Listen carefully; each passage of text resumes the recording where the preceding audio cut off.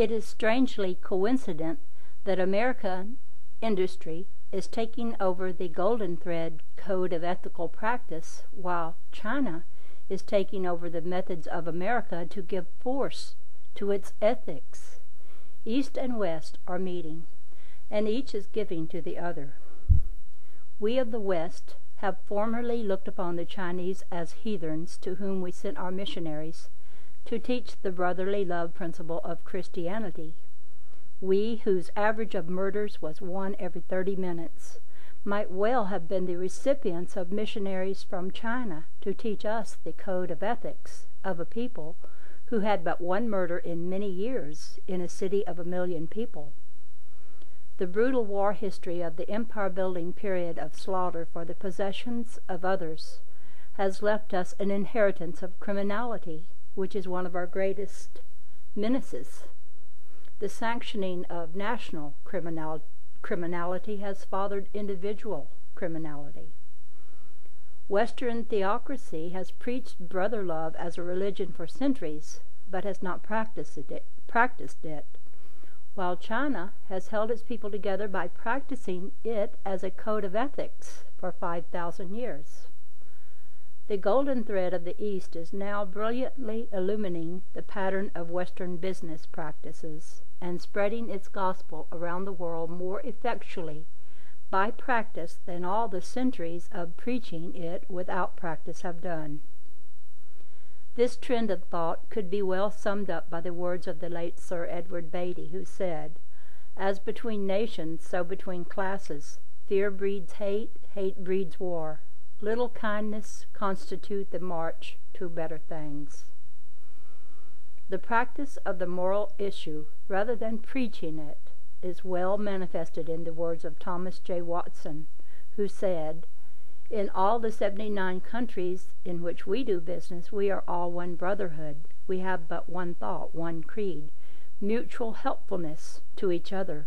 We feel that brotherhood is our very handshake. It is real.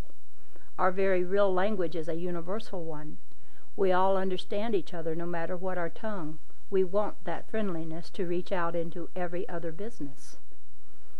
Through industry, man has at last discovered man. "Man is our most vital necessity. We need him," cries industry, "and something must be done to prevent governments from killing him." Equally important is the necessity of bettering his condition. Industry has suddenly realized that its 10,000 new products were undreamed of luxuries to the illiterate factory slum dweller who was chained for long hours to the treadmill. "What is the use of producing luxuries which cannot be consumed?" asked capital, inventor, and manufacturer. Standardized mass production needs a mass consumer. The only mass consumer is man in the mass, and man in the mass is chained to the treadmill. He needs no luxuries. He has neither the time nor the mentality to enjoy them. "Release him from his slavery," cries the world, discovering the fallacy of a freedom which bound its masses to the galley chains of an unbalanced industry. "Give him better wages so he can buy our products," said Henry Ford, astounding the world with an unheard-of wage raise. "Free him from the curse of philanthropy. Stop patronizing him. Make him independent. Invent things for him to buy. Shorten his hours.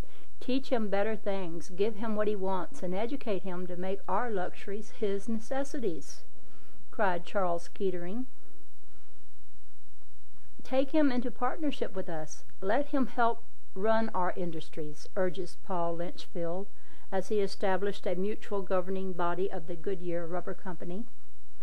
"Give him better homes," insists Governor Walter Coher, following it up by replacing his factory slums with a modern city of homes which arouse the admiration of the beauty-loving world.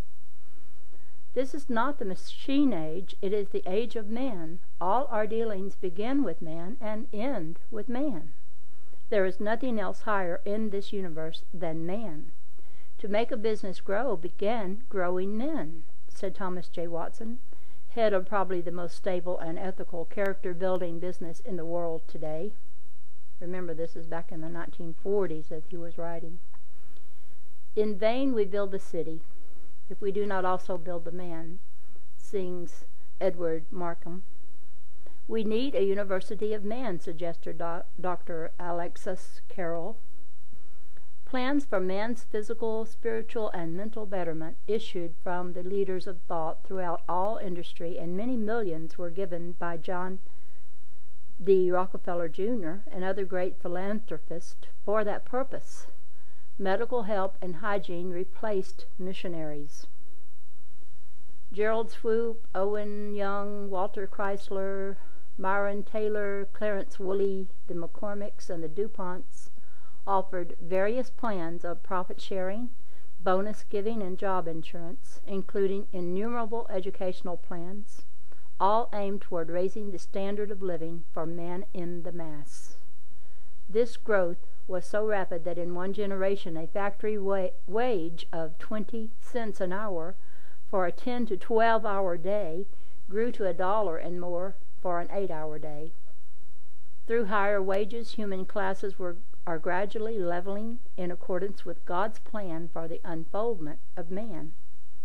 The power of the world thought of good will iron out all the differences between capital and labor in time, as both grow stronger in the realization of their unity. When that day comes, united international industry will become a culture-building force, as enduring as art.